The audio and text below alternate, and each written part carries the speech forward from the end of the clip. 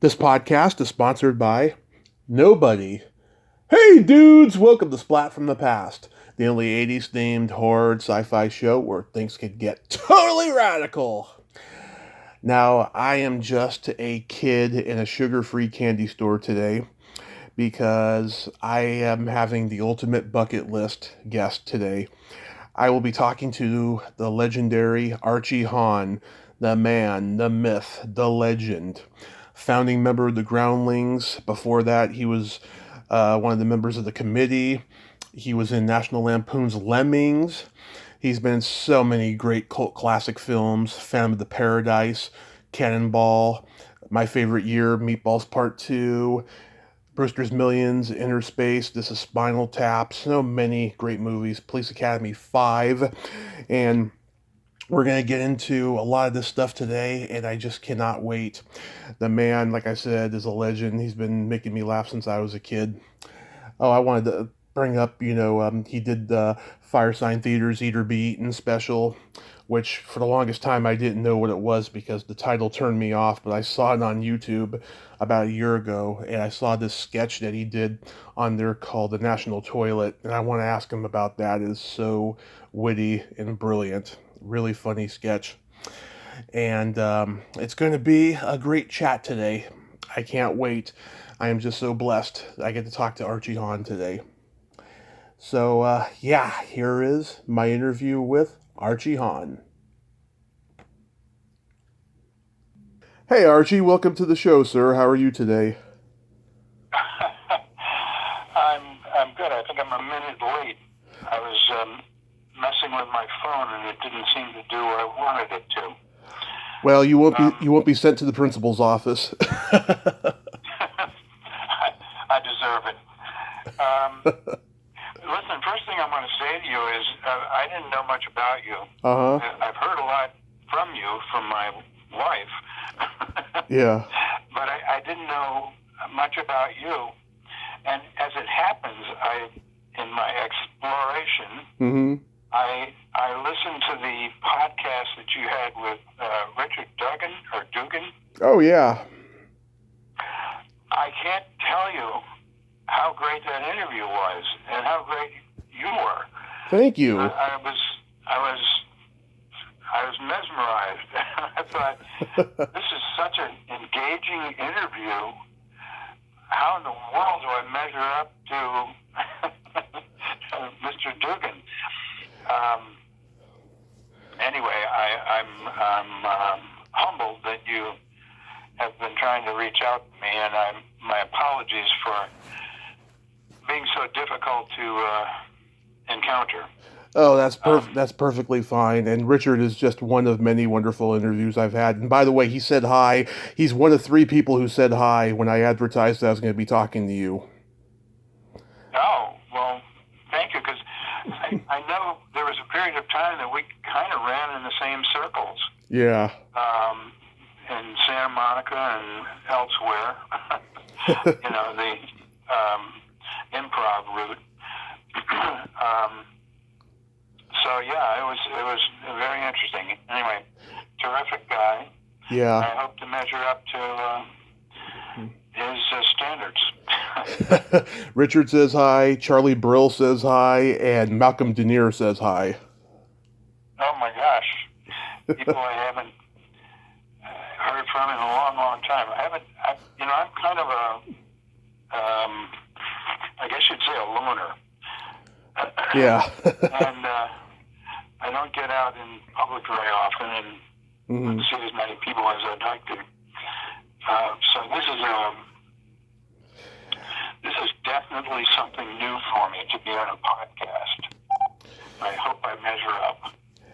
Well, Archie, I want to start by saying, this is such a tremendous honor for me, and I thank you for taking the time today. Well, it's my pleasure. And where do you want to start? So, going back in time, did you gravitate toward acting and performing comedy early on in your childhood?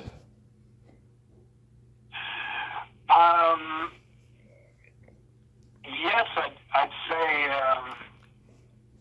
I think it was in the 5th grade, actually, that it never occurred to me, acting never occurred to me, but of course you're in the 5th grade. What are you? You're 8 years old? 10. 10? Yeah. Yeah, 10 years old. That's right.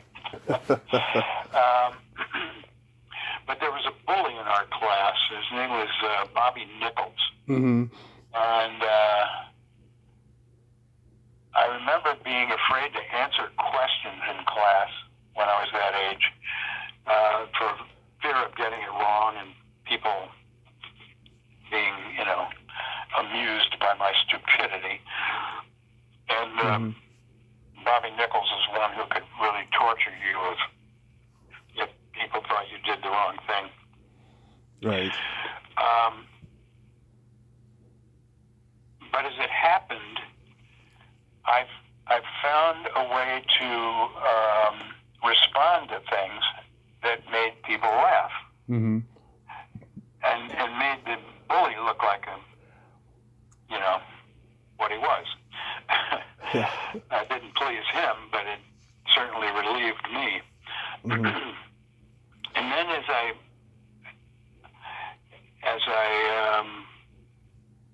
because I had come from upstate New York. I lived on a lake. Mm-hmm. I lived in the woods practically. Mm-hmm. And I came down to Wilmington, Delaware, where I entered the 5th grade. Yeah. It's a completely different environment. And Wilmington is the home of the DuPont company, and they had the largest number of doctorates are in Wilmington, Delaware. So everybody's into college education, et cetera, et cetera. It's a very serious kind of place. Right. It was also about the time I discovered Jerry Lewis. Yeah. Now, at that age, I was a pretty goofy-looking kid. I had buck teeth. I was a skinny, little, goofy-looking guy. And that seemed to work to my advantage when it came to, doing something silly or a sight gag or whatever. Mm-hmm. So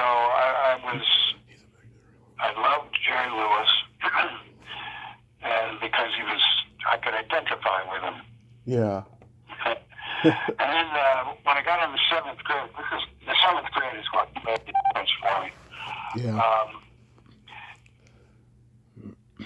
I had an English teacher. Her name was, oh my gosh, am I going to forget her name? I hope not.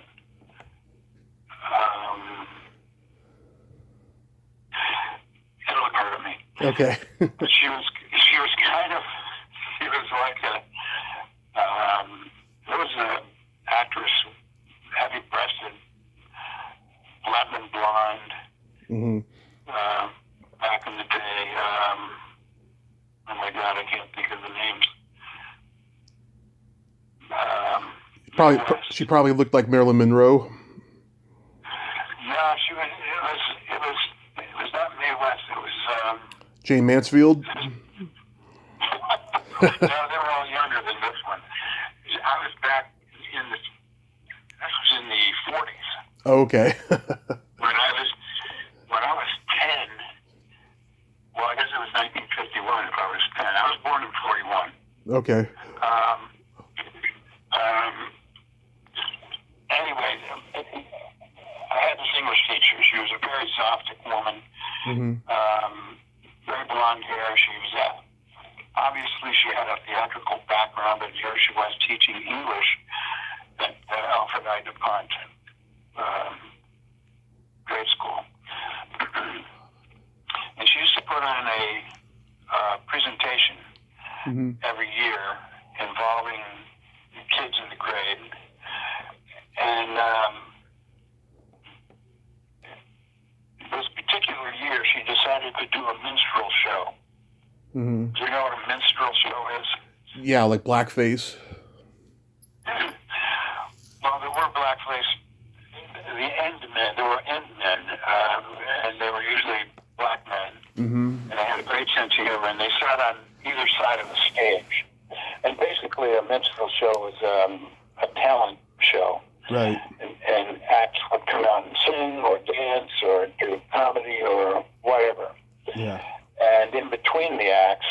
Endmen would take over while they were changing the staging for the next act to come on. And she picked as her Endmen myself and my friend Richard Kinsinger. And if Richard Kinsinger is listening, I hope he is, because we were two of the greatest young Endmen in the history of that school. Right. And of course it would be inappropriate today, but in that day we were in blackface and dressed as the real Endmen would be. Well, it turns out the show was very successful in large part because the two Endmen were so hilarious. And after the show, the students refused to go until they saw the Endmen do some more routines.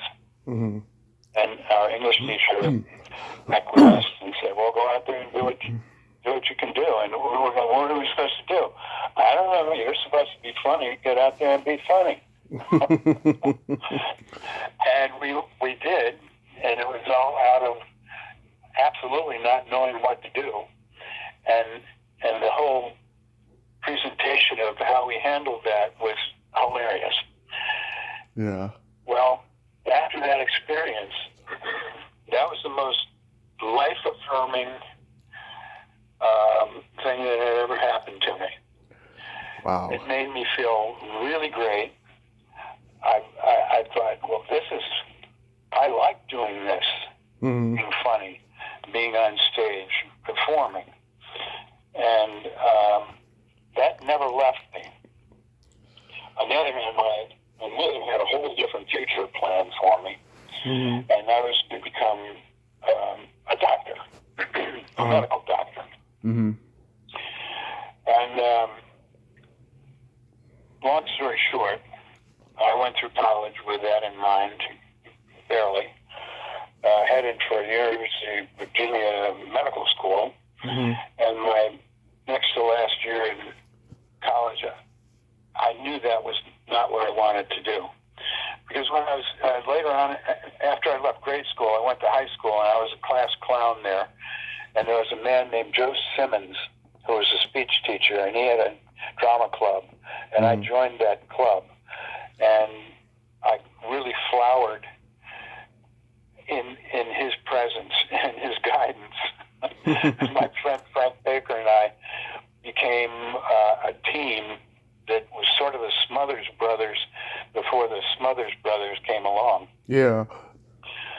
So in high school, I kind of knew what I wanted, the direction I wanted to go, but I went to the University of Delaware to please my parents, mostly my mother, and took a pre-med course, and that lasted for 3 years, and during the summers, I worked at a place called the Wilmington General Hospital in Wellington, Delaware, and really, I was working with doctors who were the most miserable people I'd ever been around. Yeah. Welcome to comedy. I said, welcome to comedy. Yeah. So I thought, I don't think I want to spend my life doing that. Yeah. I had a real interest in medicine, and I maintain that interest today. But it wasn't something I wanted to pursue as a lifelong pursuit. I didn't want to practice medicine the rest of my life. I wanted to do something well. Yeah. Long story short, and I had been married at the time, and that marriage broke up, and I had to do, I got drafted in the Vietnam War. And then in order to avoid the draft, I joined the National Guard. I got into that, and that probably saved my life. And then the marriage terminated, and I had to wait for what's called the decree nisi when it's final. And then when that happened, I said, I'm going to California to become an actor. Mm-hmm. And I drove my Volkswagen Beetle. Yeah. And with $600 and everything I could cram into the Volkswagen, drove out to Santa Monica, where a friend of mine who I'd met along the way was in film school at USC? USC, yeah. Mm-hmm. And they had an apartment in Santa Monica, and they were going to let me live there until I found a place. And he was a photographer, so in the meantime, I had him take some headshots, that's what you did during the day. Mm-hmm. And try and find a place to live and also find a job. All with $600. Well, as the $600 got low, a good thing happened. Right next door to where my friend Dwayne and his wife were staying. Incidentally, they had a baby while I was there, so I was a big help to her with my medical background, and because I'd done time in delivery room and every place you can go in the hospital. I pulled duty there while I was working at this hospital during the summers. In any case, but right next door to their little house was a garret apartment over top of a 4-car garage. And the woman who was living there decided to leave, and it became available, and I rented it, and I think it was all of about $50 a month. Yeah. And so I could afford it for another 3 weeks. And I went to look for a job, and long story short, I walked into a bar, and there was music playing, and they said, "Do you need a job?" And I said, "Yeah, I do." And they said, "Well, you can empty ashtrays on weekends. You mind doing that?" I go, "Not at all. If it pays money, I'll do it." So for, a month or two, I emptied ashtrays on weekends. Mm-hmm. And then the bar owner came to me and said, "How would you like to manage the bar?" And I went, he says, "You're overqualified to be emptying ashtrays." And I thought, yeah, you're darn right I am.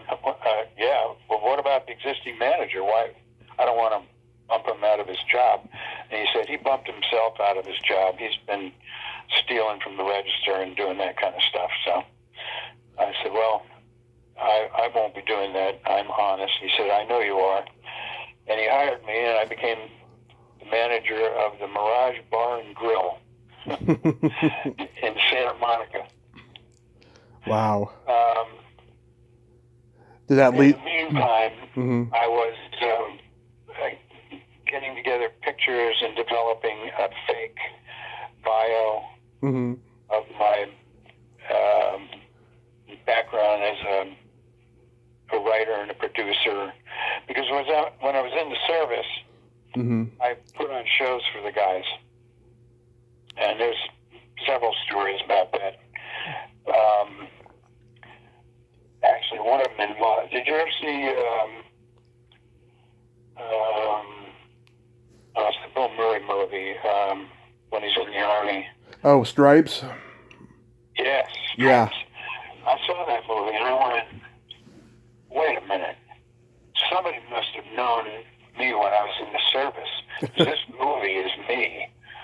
What Bill Murray does in that movie is the way I handled the guys that I led and worked with when I was in the service. Mm-hmm. And I was at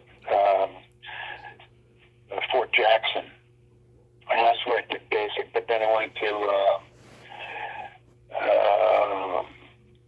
what's the one in Fort Sam Houston. Mm-hmm. Went to Fort Sam Houston, and that's where Brooke Army Hospital is. And when I was there, I became a trainee because I needed guys who had experience, military experience and medical experience, and I had both. So they made me a first sergeant and the head of a platoon of 100 guys. And so I had to take charge of these 100 men. Mm-hmm. And one of the ways I did it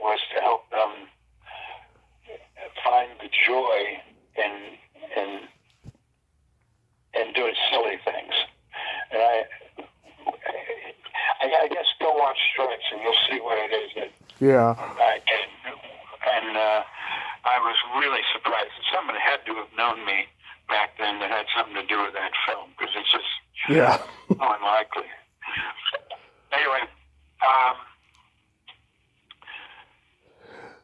that's what I built my biography on, was the experiences I had putting on shows for the guys in the service. And I got lots of acclaim from commanders and majors and guys who ran our group. Then I finally met Dwayne. Got a job as a grip or something on a commercial, and he said, "Do you want to come down and be background?" And I said, "Sure." Yeah. I was finally on a stage as background, and I met one of the guys who was on the commercial, and we kind of struck up a friendship, and he later recommended an agent to me. Mm-hmm. And I took my pictures and my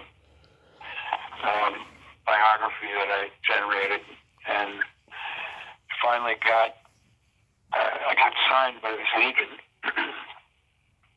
And of course, then you had to have a SAG card in order to get a job. Right. And if you didn't have a SAG job, you couldn't get a job. So it was kind of a twisted way of working things. The only way you could get a SAG card is if the producer who was producing whatever the spot was couldn't do it without you.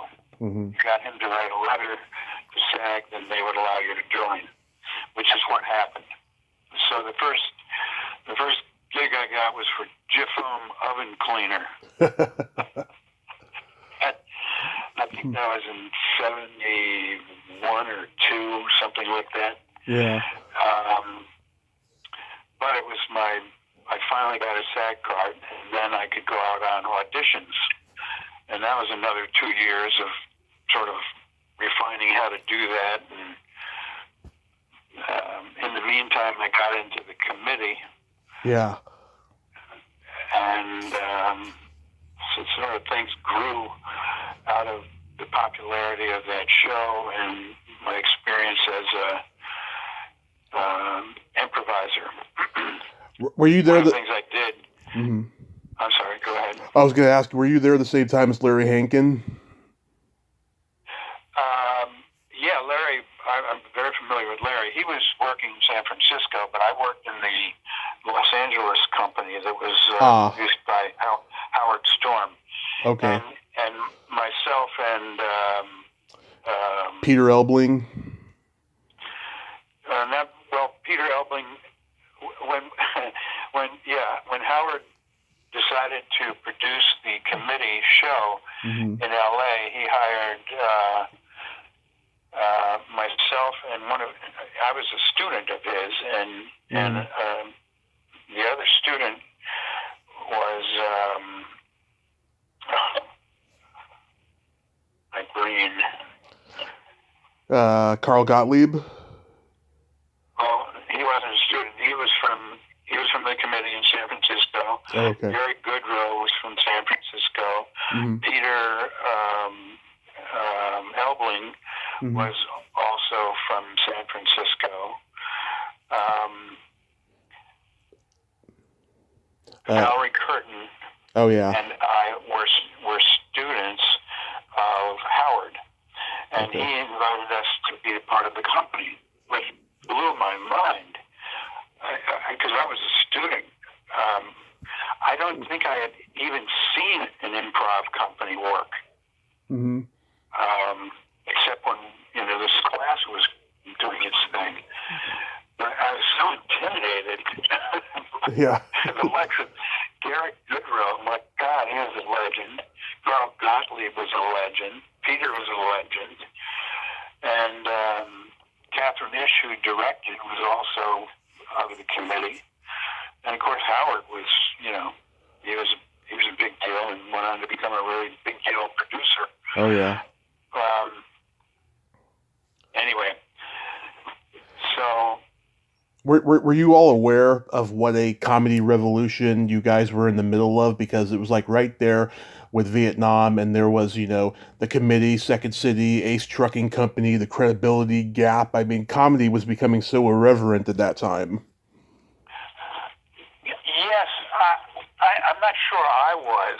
Well, I was. I was aware of it. I was more focused on trying to fit in and figure out how I work with these legends. Yeah. And not be totally intimidated every time I walk on stage. But yes, as I got a grasp of it, it became a lot of fun. And I had a bunch of characters that worked really well and in concert with all of theirs. And then, you're aware. I was aware of Second City. I'd never seen Second City. Credibility Gap I had heard of. But yeah, there were these pockets of improvisers. And mostly I was focused on learning the craft and learning what I could from these fellows from the committee. And I got an agent out of that and so forth. So it sort of helped me spring into getting known, Yeah. I've been so lucky to not only interview many of the original Groundlings, but become friends with a lot of them. Everyone from Terry Bolo to Gloria Vassie to Lynn Stewart, Phyllis Katz, Sandy Hellberg, Joey Arias, all of them. I mean, when you guys, were coming up as the Groundlings, did you think that the Groundlings would last this long as it has? Well, that's what my vision was. That's why I built the theater. I always thought it was important to have a home because Second City, I viewed their success because they had a home, Yeah. which is a real point of focus and somewhere you live and you can leave and return to and so forth. So I view a home as an important part of being in a group. And I was working at the Melrose Theater for Paul Kent had a theater, and Howard Storm had put me in a play there. And up the street there was an old Carolina Pines restaurant, which had closed down. And I remember going over there and looking at it and thinking, man, this would be a great theater. And at the time, Melrose Avenue was kind of unknown. It was a kind of an eclectic place, or a Jewish community, a lot of shops and whatever, shoe shops, repair shops, a string of things that sort of didn't fit my picture of what it could become. And I always thought it could become a very theatrical area, and it was so perfectly located to the LA, Santa Monica, Hollywood area that if you could put a theater in there, it would be an easy draw for people. Yeah. So I inquired about that building, and of course it was rented by somebody else, and eventually, trying to think if I did any other groups at that time. I guess not. I guess it was, I know, we were, I became a part of the Comedy Store. Oh, yeah.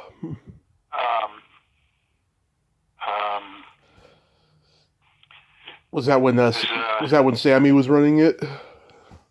Yeah, Sammy Shore and his partner. Oh, Rudy DeLuca. Rudy DeLuca. Yeah. Yeah, Rudy and Sammy were going to open this club. They were going to call it the Comedy Store. And so they brought in Valerie and I, because we had been working with the committee, and we put together, actually it was Sammy, Rudy, myself, and Valerie, Mm-hmm. well, I think were the first four. But as business began to pick up, Sammy and Rudy had to sort of bow out because they were, running the business. Yeah. And we got three other talented improvisers, and we did that for quite a while. And it was during that period, I remember, we were in need of another actor. And we get word that this guy from the committee is coming down. And we go to the committee, gee, I wonder who it is. And they say his name is Gary Goodrow. Yeah. Well, I'd never heard of Gary Goodrow. Not Gary Goodrow. Well, there's Barry Levinson, right? And there was Craig T. Nelson. They were a comedy team with Rudy.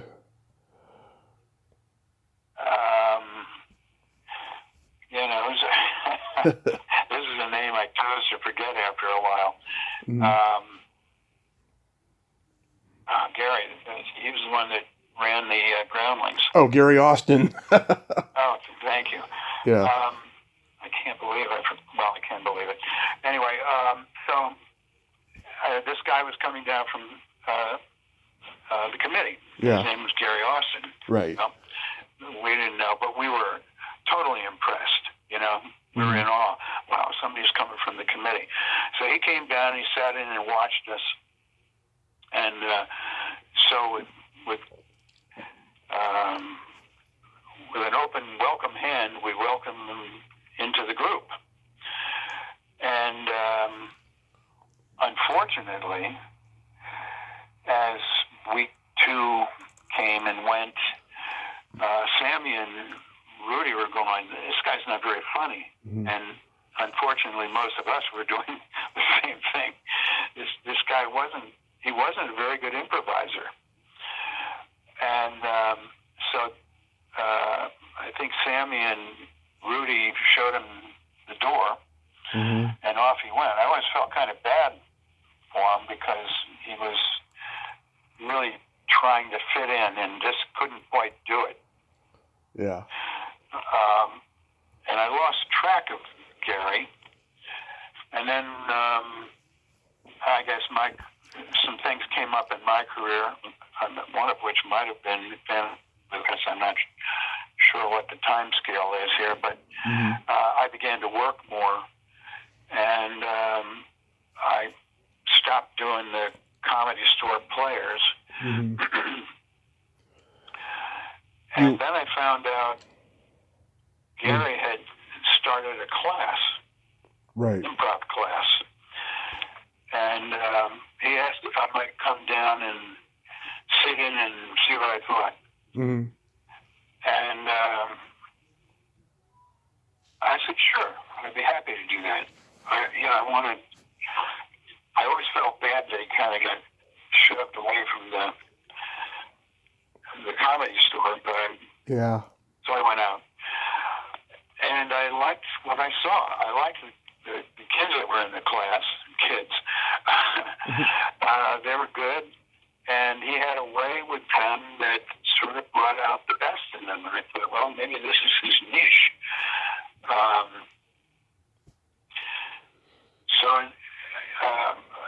He asked how I liked it, and I said, I like it. He said, would you like to come again? And I said, yeah, I will. And so I started coming on a regular basis, and then mm-hmm. it kind of turned into a partnership. It was definitely his class, but we sort of traded off. I brought to the class what I knew and understood, and so we sort of co-taught for a while, and then it became clear that they needed to be performing. And I'm a real do-it-yourselfer. I have more tools than books. Yeah. And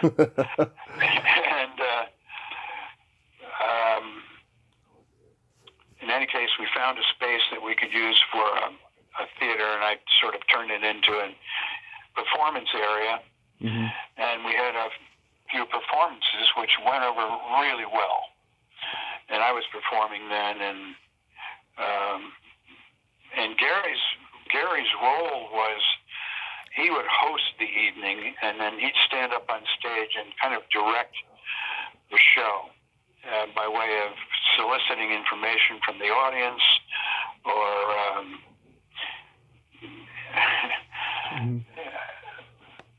I guess he was the hostess, or not the hostess, but the host for the evening. And it gave him a presence on stage, and we worked a couple of things where he could participate in comedy routines. I used to do a character called Dougie Duck, a little baby duck, and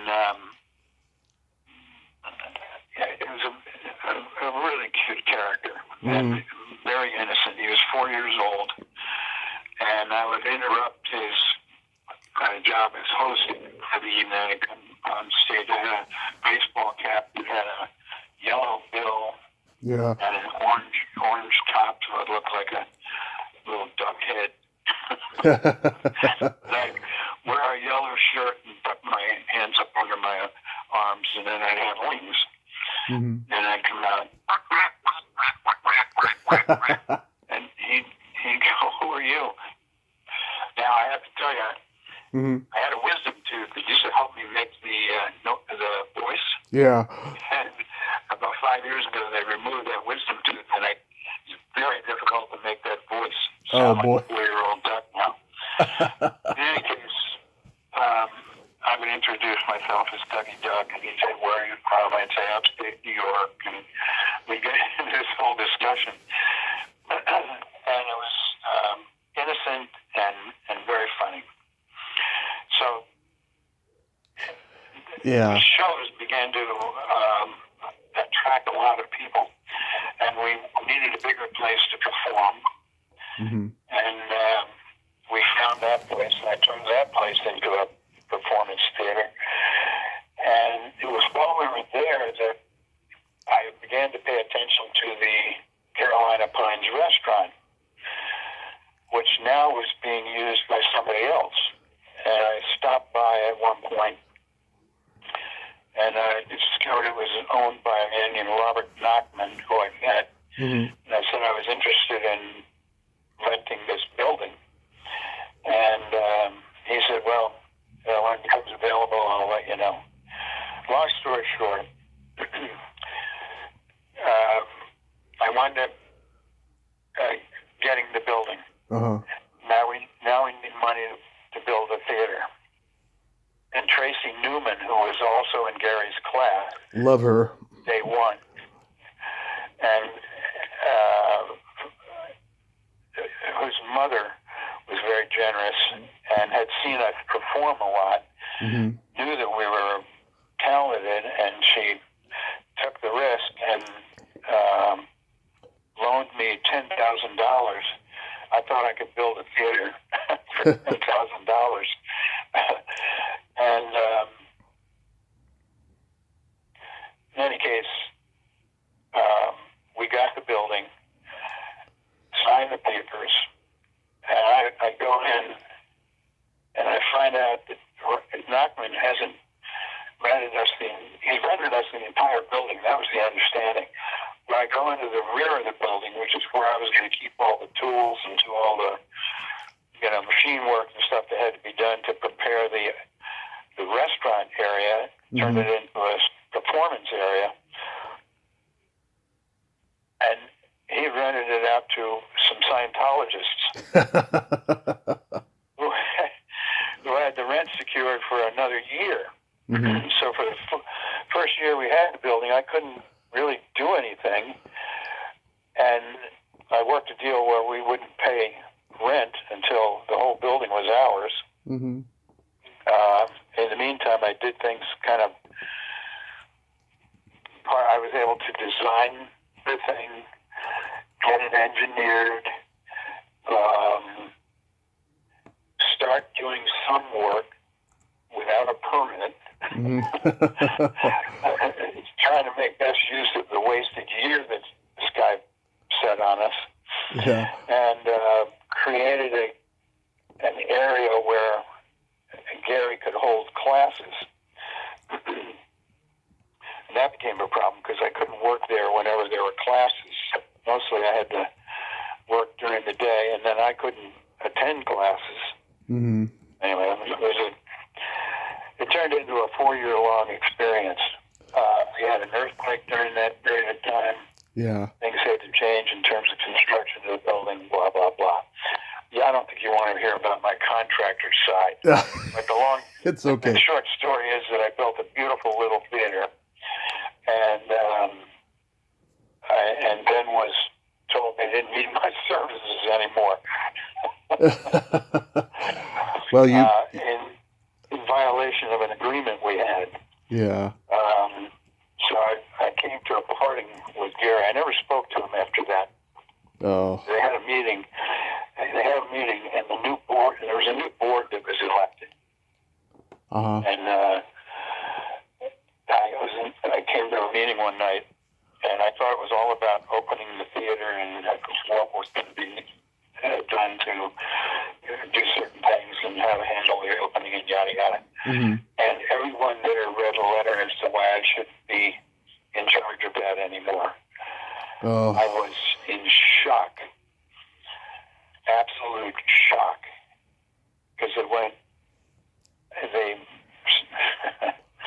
a real betrayal. Ever since then, I've carried a card in my wallet. Mm-hmm. I'll read to you the 6 phases of a project. 1, enthusiasm. 2, disillusionment. Mm-hmm. 3, panic. 4, search for the guilty. 5, punishment of the innocent. 6, praise and honors for the non-participants. And that kind of sums up how I left the Groundlings. Oh, I didn't even look back, and they locked. But I did take out the lighting system, which they had not paid for, mm-hmm. and a portion of the sound system, which they had not paid for. There were several things they had not paid for. Mm-hmm. In fact, I paid for the crew the whole time we were working. Tell me about your experience with the Lemmings. Yeah, let's get out of the pits and into something fun. Yeah. Anyway, I just wanted to say that mm-hmm. my experience with the Groundlings taught me one thing, mm-hmm. and that is I'm a terrible businessman. And I knew going in you should never do business with friends. Yeah. They'll never, ever remember what they've promised you. So that I kind of deserved what I got. And fortunately, it was far enough along, and I knew the people who were left behind, mm-hmm. with the exception of Gary. I never quite agreed with how Gary did things. In fact, he named the group the Groundlings. And I was a little disappointed in the name he chose, but it kind of sticks to him. I always thought Gary saw himself as Shakespeare and all of his minions sitting around the stage, Yeah. all of him. So I guess he got what he wanted, and they got what they wanted. But the point is that a lot of people were upset on my behalf, I'm sure of it. Yeah. And eventually, I think, they kind of replaced Gary as the head of things, and it took on a new life of its own, which has thrived, and nothing makes me happier than that. Yeah. Regardless of my circumstances. In any case, the Lemmings. Yeah. Yeah. Well, I knew those guys from before. The gang that produced it, mm-hmm. And I think at one point they wanted me to come out and help write it, but I was either doing a bunch of commercials in a row, or I was working in L.A. and working was really what I needed to do. So eventually I got a call from and I think it might have been Peter or Gary, called and said, "Hey, they're gonna split the company and put the current show on the road, and they're going to create a new cast for the Village Gate." And I said, and they invited me out to watch the show. And of course, John was in it, and Chevy was in it, and yeah. Well, a bunch of other guys. Christopher Guest. What? Christopher Guest. Yeah, was he in that? I don't know if he was in that show. He was in our show, I know. He may have been in that show as well. Yeah. It probably was. And so I met him when I got out there. And then there was Kay Cole. She was in the original company. Mm-hmm. My memories, at my age, you begin to... Yeah. Stuff that far back doesn't come back that easy. There was Nate Herman, Bob Hoban, John Wall. Nate Herman, wow, I haven't heard that name in a long time. Yeah, all those guys. Yeah. You saw John Belushi do Joe Cocker on stage? Oh yeah. Yeah. Yeah. Yeah, I sure did. It was great. The show was great, and I thought I played a little bass guitar, and I went and joined the musicians union, and so that I get paid as a musician as well. And I think I could learn the bass parts for whatever they were playing. So anyway, I got invited, and Peter Eltling, myself, Gary Goodrow.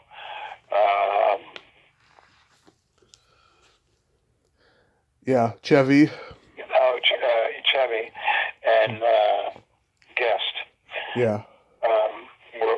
Were there, and it was a lot of fun, and did very well. Mm-hmm. And that led to you and Peter doing Phantom of the Paradise. Yes. In fact, I think that's how Brian discovered.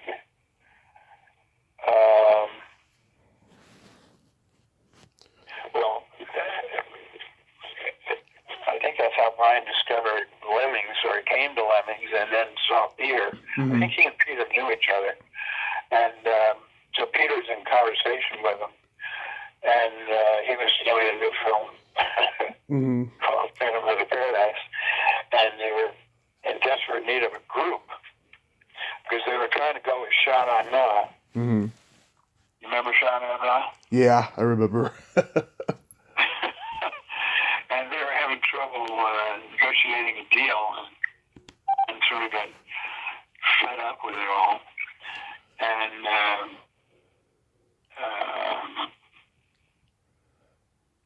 Peter said, "I can put together a group." Mm-hmm. So he met with Brian and Paul, and the three of us. And I think Paul knew Jeffrey Commodore. Mm-hmm.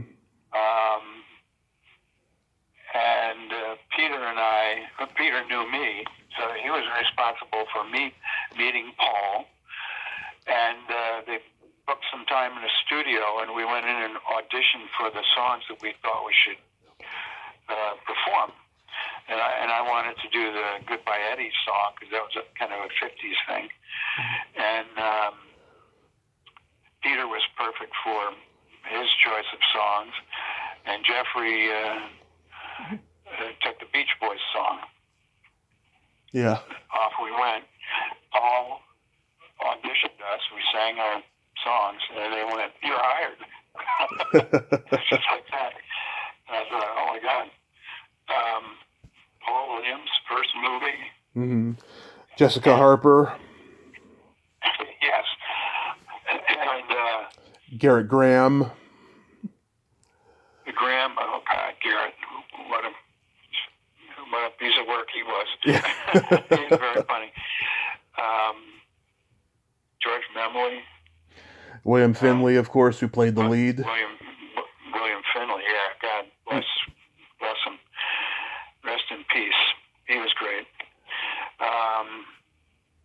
Anyway, it was a great experience.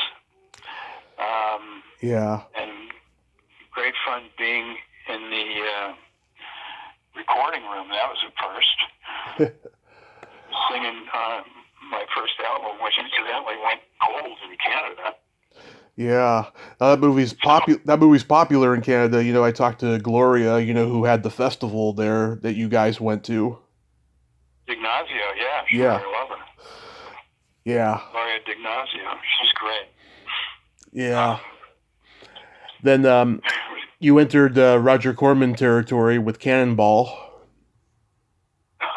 Yeah, I forgot all about that. Yeah, with David Carradine. David Carradine. David Carradine, yeah. There's a funny thing about that movie. They have a scene where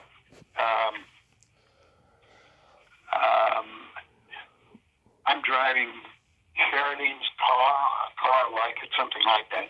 Mm-hmm. I was emulating David Carradine's character. Right. And I'm in the car driving, and someone's going to shoot me from on high. Someone is going to ambush me and shoot me in the head with a rifle. Mm-hmm. So I'm in the car, and I say, how are we going to accomplish this? And he goes, well, we're going to open up the wind wing, and then we're going to, a guy with a bean shooter, one of the stunt guys or somebody, grip or somebody who's got a bean shooter, and they're going to blow a red capsule that'll squash on your head, and that'll be like a bullet hitting your head. And I went, okay. How accurate is this guy? Because my eyes are right there, you know. Yeah. Anyway, long story short, he sets it up, they go, action, and you hear this. And I can hear this capsule wobbling down this bean shooter. Yeah. So I know it's not going to come out straight. It's going to go who knows where. And it goes sailing over my head and misses me completely. The next try, same thing. It comes out and practically goes up my nose and just stays there. Yeah. Doesn't explode. And they try one more time. This time it actually hits me, stays a little bit, and then falls off. And I go, wait a minute. Isn't there a better way to do this? Why don't we do the scene all the way through, imagining I'm getting shot at some point? You can yell, you're hit. I can react to it. And then we got that. Now we do it again, but this time you put the makeup of the hole in my forehead and the blood and all that on, and we'll do the scene all over again. And at the point where you've been hit, I'll react the same way. And they go, oh, yeah, that might work. I'm thinking, how long have you guys been making movies? Yeah. Anyway. Yeah, I've talked to Belinda Belaski a few times, who was in the movie. Paul Bartel, of course, who's no longer with us. What can you say about him? He was wonderful. He was very nice, and he was very friendly and just a very nice guy. Mm-hmm. I didn't know that he had passed away. I'm sorry to hear that. Yeah. That's how much of a loner I am. I don't get much information. So yeah, I only remember him as being very generous and very nice, and gave me an opportunity to be in that movie. You had a recurring role on Mary Hartman. Yeah. Yeah. What was my name? Louise Lasser. What? Louise Lasser. Oh, Louise Lasser. Oh, my God. What a piece of work she was. I heard. She was the only reason I wouldn't sign up for that show again. I couldn't imagine doing a season with the way she carried on when we were doing the movie. I just thought, I don't know. It was a mistake. I should have done the movie. I mean, I should have done the series. Mm-hmm. But I was, stupid. Greg Malavy, great guy. I've talked to him. Yeah, he was terrific. Who's the other actor that was in it that I loved? There's Deborah Lee Scott. Oh, Deborah Lee, she was a sweetheart. Yeah. Yeah. Dabney Coleman was on there for a while. Yeah, Dabney, that's it. Dabney Coleman. Yeah. I worked in a couple of different things with him. He was something. Yeah. A great guy. Very funny. One of my favorite movies I used to watch over and over again when I was a kid is Meatballs Part Two. Oh, yeah. That was a fun movie, too. Yeah. I was a little disappointed they named it Meatballs Part 2, because Meatballs, the original Meatballs with Bill Murray was, I thought, a really good film. Yeah. And I didn't think ours measured up to that. So I was, personally, I thought, I don't know about that. Meatballs 2, Yeah. But it was a fun movie to do. Met Paul Rubens. Yeah. Well, actually, Paul was in the Groundlings at the time. I knew Paul. Oh, yeah. Do you what was it? Blonde from Hee Haw. Oh, Misty Rowe. Misty Rowe.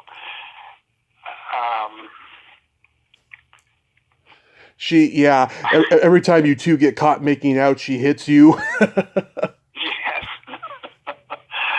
An odd thing happened with that. Before I realized there was IMDb, yeah. somebody said, you should go on IMDb and see all the things you've done. And I went, what? Right. And I do. And I go, holy cow, I didn't even know this existed. And then I read the bio. Yeah. And some kid wrote a bio that accused me of having an affair with Misty Rowe and turning up in different places on set. Oh, God. In this affair with Misty Rowe. And I lost it. I went, and I thought, this might explain why I lost some of the jobs I thought I had. Yeah. God. Because if a producer read this kind of shit, they don't want that kind of person on the set. Right. And I was furious, and I called my friend Archie Hahn. You know Ari? No. Oh, there's a guy you should interview. Especially when it comes to Phantom of the Paradise. He knows all, sees all about Phantom of the Paradise, among other things. Yeah. He's a very interesting guy. I highly recommend you get a hold of him and interview. Ari Khan, okay. In any case, what? Ari Khan, okay. I'll take a note of that.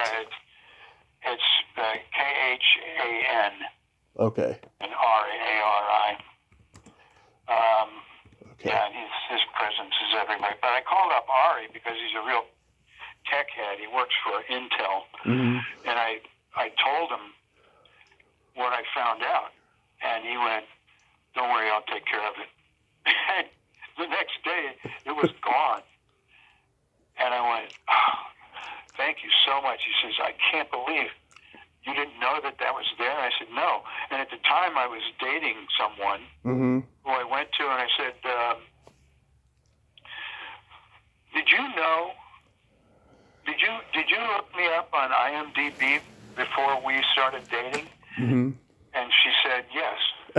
And I said, then did you read the bio that was there about me having an affair with Misty Rowe? And she said, yeah.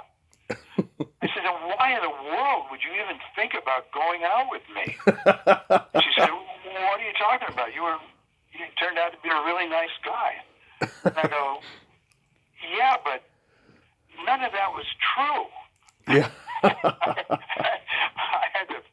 my knees and beg her to forget that.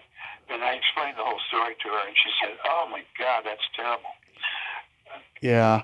Do you remember the ironic line that you told Paul Rubens in the movie after Misty Rowe rejects you and like he makes fun of you and then you tell him to go jerk off? Did I say that? Yeah, you did. You was like, jerk off, Albert. Yeah.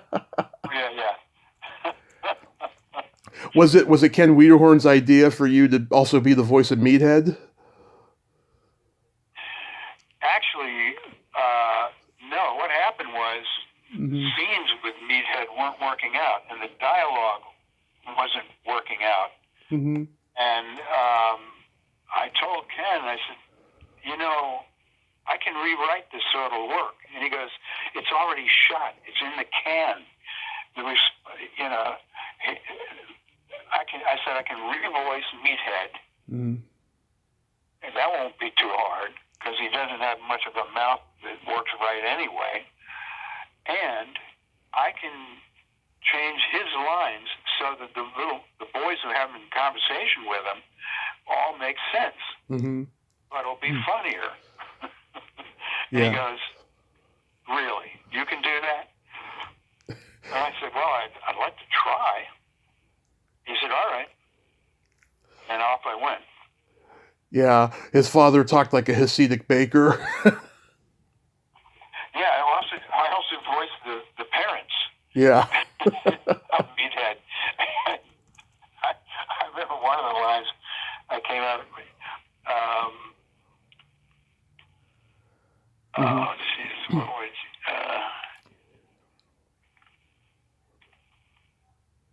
it's one of the galaxies. Yeah, I don't remember what galaxy it was, but I know what you're talking about. You want to go to the... Oh, I can't believe I forgot my own joke. Oh, yeah, I remember, yeah, for some seafood. Yeah, I remember. Yeah. And what's the galaxy would be perfect for? I think it was the Crab Shack or something like that. No, it was the Crab Nebulous. Yeah. Let me send the Crab Nebulous and get some seafood. Anyway, so I revoiced those characters and redid the lines for Meathead, and it all worked, and they left it in. So, do you remember what Ralph Seymour was wearing when he flashed you? I don't. I was always curious as to what he was wearing. Yeah, after you both jump out of the cabin windows because those kids pulled the pranks of switching the wrong cabin numbers on you guys. Right. Yeah. Yes. What did he do? Yeah, I don't know what he was wearing. Another favorite movie that me and my dad used to watch and we still love to this day is Brewster's Millions. Now, I was watching you on John Candy's daughter's show and you told that story about the prank you pulled on Richard. People, if they want to go hear that story, they can go watch that show. But I'm curious to know, was he pissed off at you after that? No, I don't think because in the story I put out new pink pages for everybody. Yeah. And they changed the scene. So, and he never got his.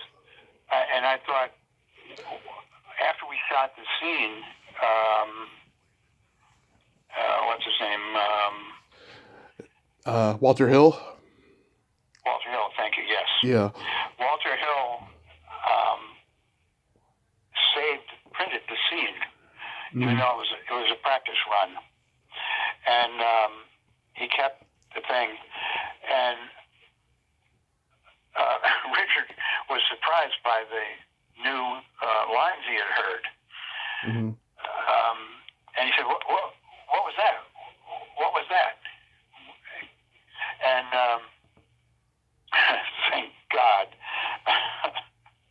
Walter Hill said, "Didn't you get the pages?" Yeah. And I thought, my life is over at this point. I'll never see the inside of a movie studio again. And he said, "You didn't get the pages?" And he went, "No, what pages?" And he said, "Well, here, take mine." Because I didn't get him. I did get Walter Hill with his pages. So,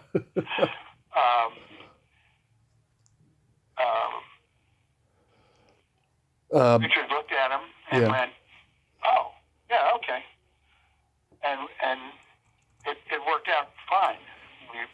We got a couple other angles on the shot, and no one was the wiser. So he never knew. Thank God. Yeah, that's just brilliant. Did you know him and John Candy well? I knew of John Candy. I did not know him well, and I didn't know Richard very well. It was hard to get to know him at that point. You got to have a little fight. Oh, go ahead. He was always secluded in his dressing room or his dressing van or whatever. Yeah, and he was fantastic. Probably had an entourage with him and stuff. Yeah, and he always had a couple of goons standing outside to make sure that guys like me didn't get in and bother him. Yeah, Eddie Murphy did the exact same thing, and he still does it to this day. Yeah, I bet. When you were in Inner Space, you got to have a little fight scene with Marty Short. Did you two rehearse that? Oh, a little bit. I just suggested at some point I would grab him and throw him up against something so he'd be more prepared for it. Mm-hmm. But basically we talked about it, kind of walked through it in slow motion, and he said, yeah, okay. And then I changed everything and beat the shit out of him. I'm kidding. No, it went really well. He was a joy to work with. He's a very, very funny guy, very nice guy. Is it true you had to do your own puppetry on Gremlins 2? Yes, and that is very true. I had a false right arm sewn to the jacket and hooked to the puppet. Yeah. And then my real right arm came out from under the jacket and went up into the puppet. Mm-hmm. And so there's a whole scene where I'm fighting myself, basically. Mm-hmm. and I'm going,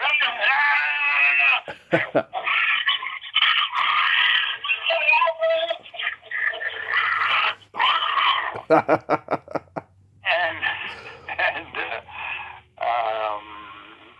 Joe says, "Okay, cut. Mm-hmm. What? Who's making that sound?" And we're all going, "What sound?" He goes, "It sounds like the Gremlin."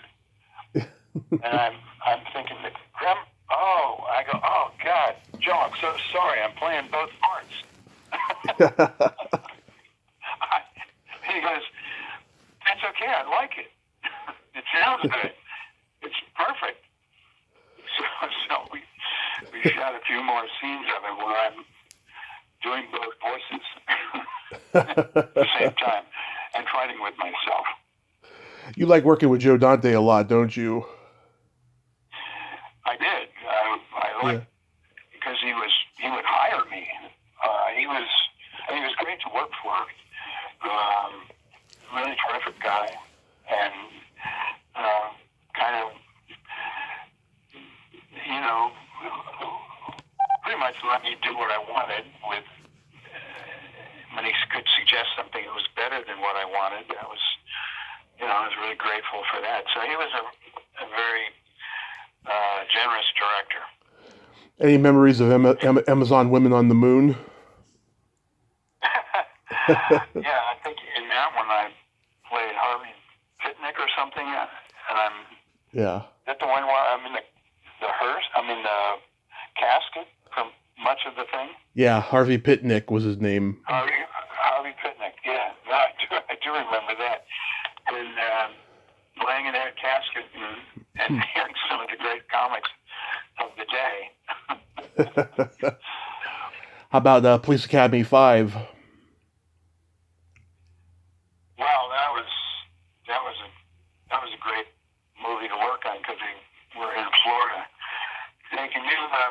join me while I take a little break here? Yeah, go ahead. I'll try and be very discreet. Okay.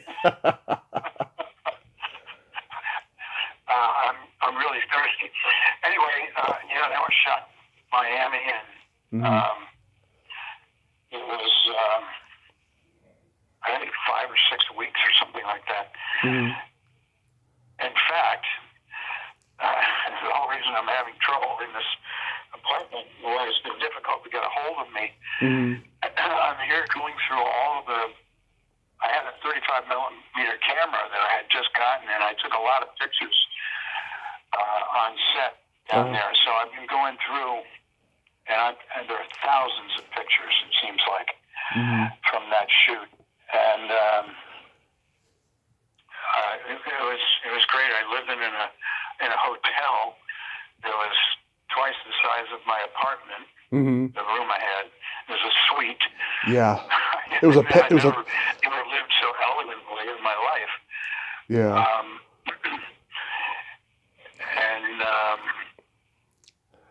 And the work was fun. It was I love silly movie. Yeah, a lot of great guys working on it. I love that face you make when you get hit with the golf ball. Yes.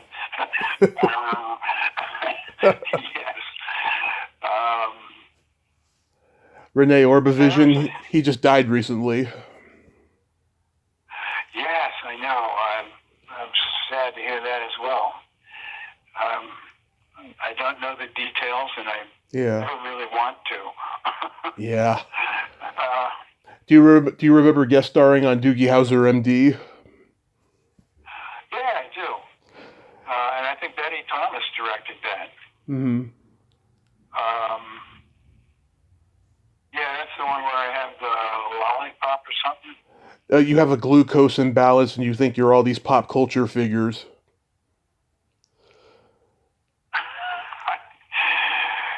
Well, I remember having something in my mouth and fainting, and Betty let me have a sucker that slowly flopped out of my mouth. Oh, yeah. The only thing that little tricky thing I wanted to do, and she let me do it.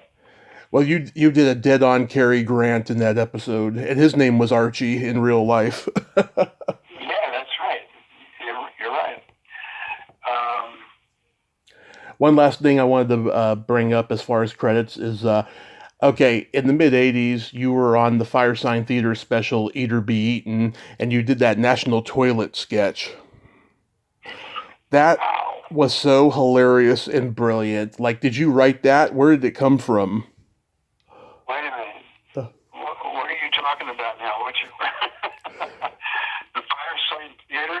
Yeah, it was called Eat or Be Eaten. It was a Cinemax special they did, and you did this sketch. You and that girl from Scarface, I always forget her name.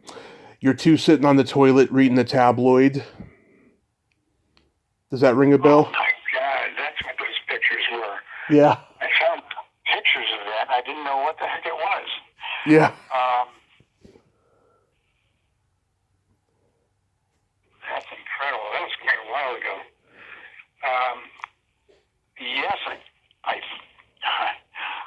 I might have written it. It was funny. Yeah, I mean, it's spot on. Yeah, it's spot on about the tabloids, you know. I mean, that's all it is shit, you know. Right. But I don't want to take credit for something someone else did, so I'm not really sure. I have such a vague recollection of that, but honestly, I was going through one of the drawers of pictures. Those two came up, and I didn't know what they were from. Wow, that's crazy how, you know, you could forget stuff like that, and you see pictures, and you're like, wow, did I do that? You know? It is. My warning to anyone listening to this podcast is don't outgrow your memory. Yeah. Well, just eat lots of fish, you know, that'll help you remember stuff. Yeah, believe me, I started salmon oil quite a while ago. It's helped a little. That's good. I forget to have these memory things on ads now. The stuff that comes out of jellyfish. Whatever that product is, I can't even think of it. That's because I'm not taking it. No wonder I can't think of it. Yeah. So, are you still working these days? I've never worked harder in my life than after I retired. I haven't done anything in the business. I think the last thing I was in briefly was about maybe more, 7 years ago or something. I decided to build a house in Florida. Mm-hmm. I always wanted to leave California for the longest time. Yeah. And I finally was able to do it. But I kept the apartment here because I was going to kind of, be bi-coastal, and when I had an opportunity to work, I would come back. And that worked out for a while. Yeah. But then it became,